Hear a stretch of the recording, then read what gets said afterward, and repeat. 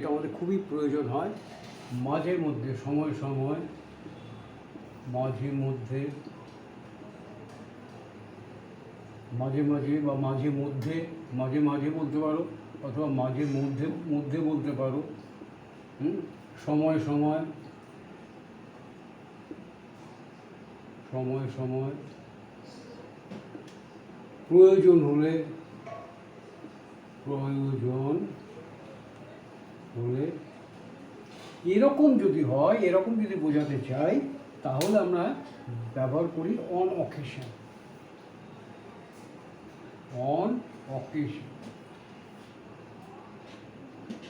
এই কথাটা ব্যবহার করি। মাঝে মধ্যে, সময় সময়, প্রয়োজন হলে অন অকেশন। হ্যাঁ, আর যদি মাঝে মধ্যেই, সময় সময়ে, প্রয়োজন হলেই, তখন আমরা ব্যবহার করি অকেশনালি। বোঝা গেল? তাহলে মাঝে মধ্যেই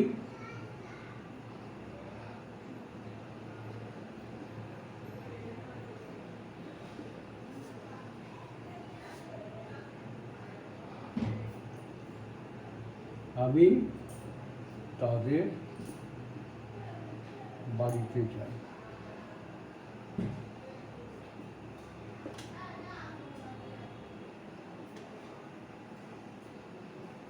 অথবা প্রয়োজন হলেই,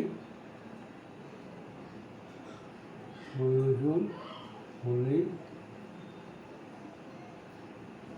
আমি তাদের বাড়িতে যাই। এই ক্ষেত্রে আমরা কী করবো দেখো, এখানে যা হবে, মাঝে মধ্যে আমি তাদের বাড়িতে যাই, তখন আমরা বলবো অকেশনালি। কি বলবো?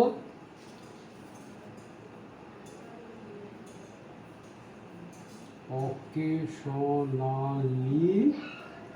আই বাড়িতে যাই, আই গো বলতে পারো বা ভিজিটও বলতে পারো। তাহলে আই গো বলতে পারো, আই গো, অথবা আই ভিজিট। যদি গো বলো তাহলে হবে আই গো টু তাদের there, I go to there house. আর তাদের বাড়িতে যাই বললে আরেক রকমভাবে বলা যেতে পারে, অকেশনালি আই ভিজিট দেয়ার। এটাকে কোথায় লিখবো, জায়গা তো হচ্ছে না, এখানে বলবো আমরা occasionally I visit there, THEIRS।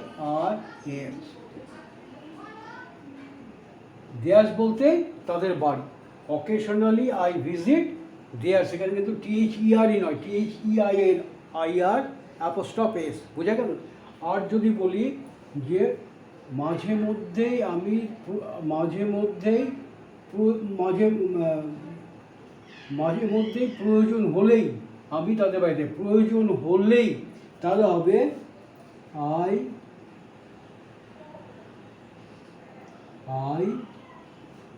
visit their house on occasions.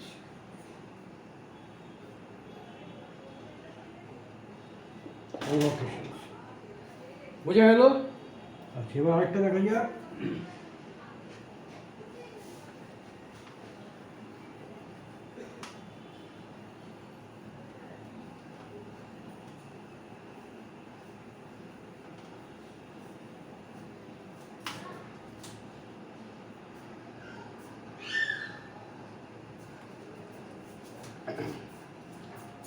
তোমার উচিত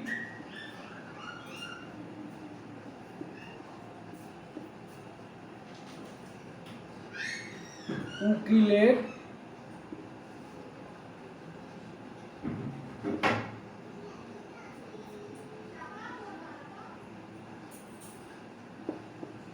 পরামর্শ অনুযায়ী চলা।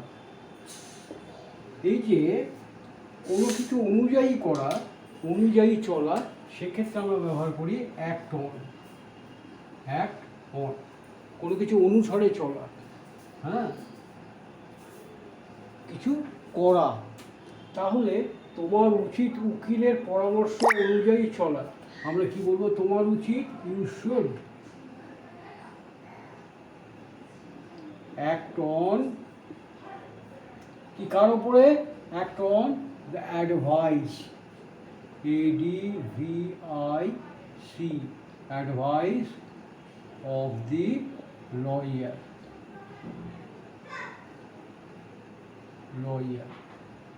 বুঝা গেল? এখানে একটা জিনিস খেয়াল করে নাও, এখানে লিখেছি কি আমরা অ্যাডভাইস, ADVICE, এর মানে হচ্ছে উপদেশ, উপদেশ, ঠিক আছে? কিন্তু এই সি এর জায়গায় যদি আমরা লিখতাম ADVIAC,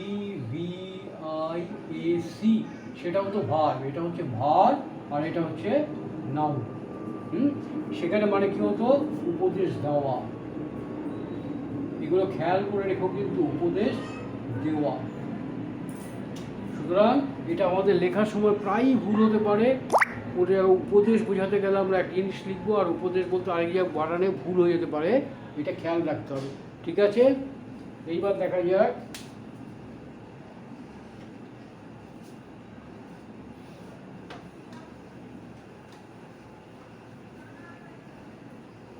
অন এভারেজ, এটাকে আমাদের প্রায়ই ব্যবহার করতে হয়। অন অ্যাভারেজ তার মানে গড় পড়তায়, গড় পড়তায়।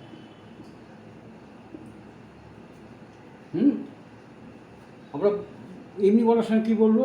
ট্রেনটা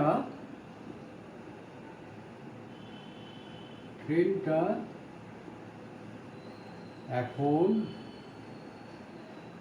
গড়ে 40 কিলোমিটার বেগে যাচ্ছে,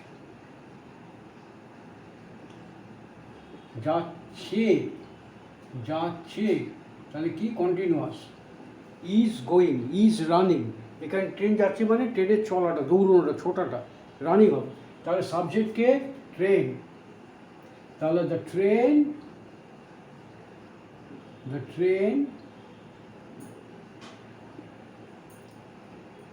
is running, RUNNING।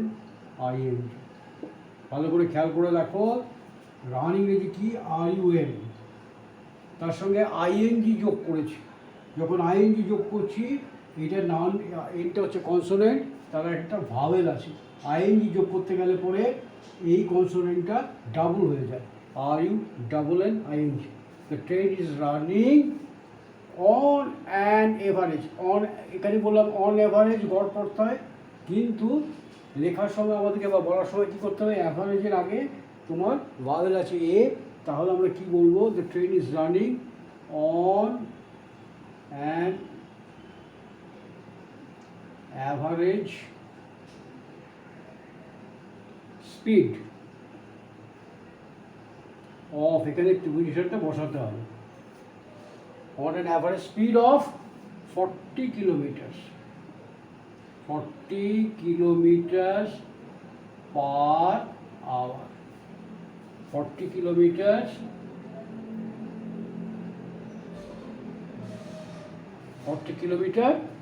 per hour. The train is running on an average speed of 40 kilometers per hour. Noun এখনটা তাহলে কোথায় ঢোকাবো? The train is running now. The train is running now on an average speed of 40 kilometers. বোঝা গেল?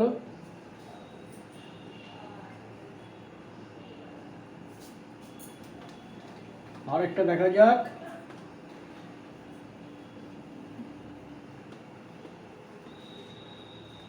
On demand.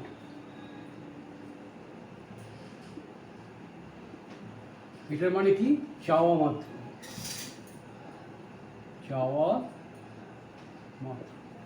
On demand.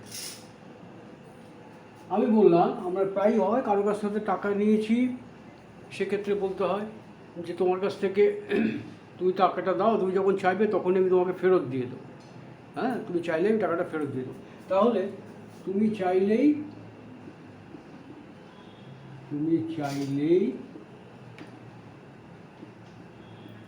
আমি টাকাটা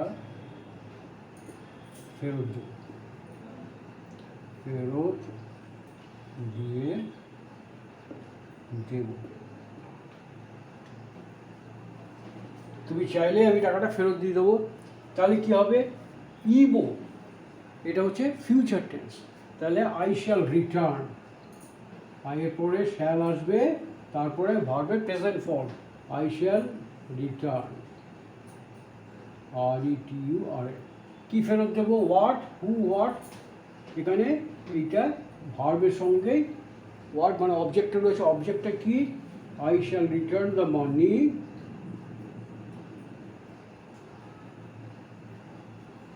চাইবা মাত্র on your demand, on your demand.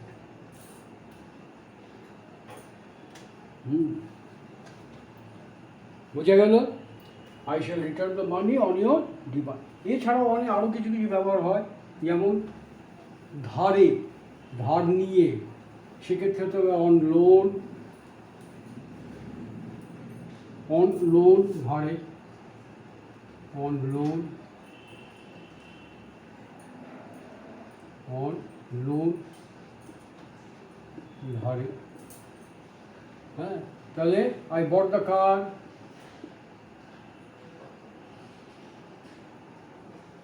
Purchased it, it বলতে যদি বলি আই পারচেজ দ্য কার, গাড়ি কিনেছি, I purchase the car on loan ধারে,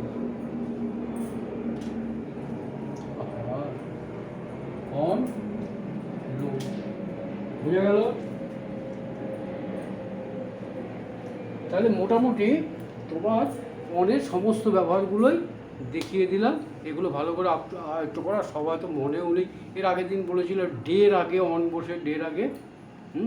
যেমন তুমি মাস বললে আমরা ইন বসাই, কিন্তু মাসের সঙ্গে যদি দিন যুক্ত থাকে, যেগুলোর সঙ্গে on summer days, on winter days, সেখানে ইন উইন্টার হবে না, ইন সামার হবে না।